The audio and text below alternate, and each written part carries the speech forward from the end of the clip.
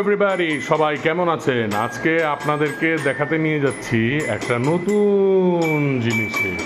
সে হচ্ছে আমাদের যে লিও সোনা, সেই লিও সোনা সে নিজের জন্য ছোট্ট একটা ঘর বানিয়েছে। ওয়াও, সে তো ব্যস্ত, সে তো শুনতেছে না, সে গান বাজনা নিয়ে ব্যস্ত আছে তার স্টুডিওতে। তো আমরা এই ফাঁকটাকে দেখে নিই। এটা হচ্ছে একটা দরজা, যেগুলো একটা স্লাইড ডোর। ওরে বাবা, স্লাইড, হ্যাঁ স্লাইড ডোর। এরকম তার দরজাও আছে। তো এই হচ্ছে ঘর, এই যে তার বিছানা, এই হচ্ছে তার কম্পিউটার টেবিল, ছবি আঁকার টেবিল, আর এখানে হচ্ছে তার স্টুডিও, সে পিয়ানো বাজায়।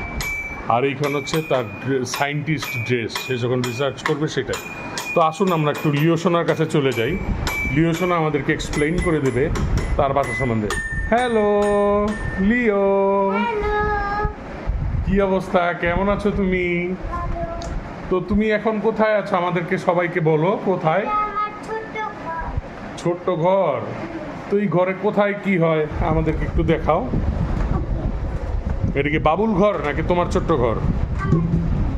আচ্ছা, তাহলে কি হইলো, কি হবে একটু আমাকে দেখাও। এটা হচ্ছে স্লাইড ডোর। কি রকম স্লাইড ডোরটা দেখি? ওয়াও, এটা কি কোরিয়ানদের মতো স্লাইড? বাবা, তারপরে এখান দিয়ে ঢুকলাম, তারপরে হ্যাঁ ঢুকলাম, এই যে আমরা ক্যামেরা নিয়ে ঢুকে গিয়েছি। হ্যাঁ, তারপরে বলো।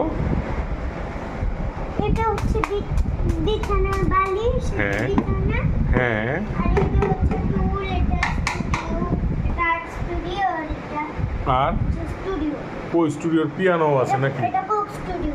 ওরে বাবা, কোক স্টুডিও, বাবা তো ভালোই। তো তো তুমি এই ঘর বানাতে তোমার কয় বছর সময় লাগলো? একদিন হ্যাঁ, একদিন একদিনেই ঘর হয়ে গেল? বাবা, তো আমাদের সবার উদ্দেশ্যে কিছু বলো, কি করা উচিত, আমাদের ঘর বানানো উচিত কিনা, তারপরে সুন্দর এরকম নিজের কাজ নিজে করা উচিত কিনা, একটু ক্যামেরার দিকে তাকায় বলো বাবা। নিজের ঘর বানানো ভালো। হ্যাঁ, তারপরে সুন্দর করে বলো। এরকম করে সোফার পিছনে জায়গা করে ঘর বানাবা সবাই।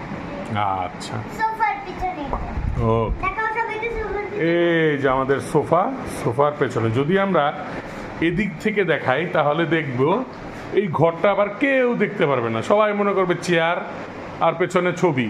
কিন্তু যখনই কাছে আসবো তখন আমরা দেখবো কি, ওয়াও, এই হচ্ছে লুকানো একটা ঘর, অনেক সুন্দর সিক্রেট রুম, খুব সুন্দর। কিন্তু এই ফাঁকা দিয়ে দেখা যাবে। ফাঁকা দিয়ে দেখা যাবে, হ্যাঁ। তো ঠিক আছে, সবাইকে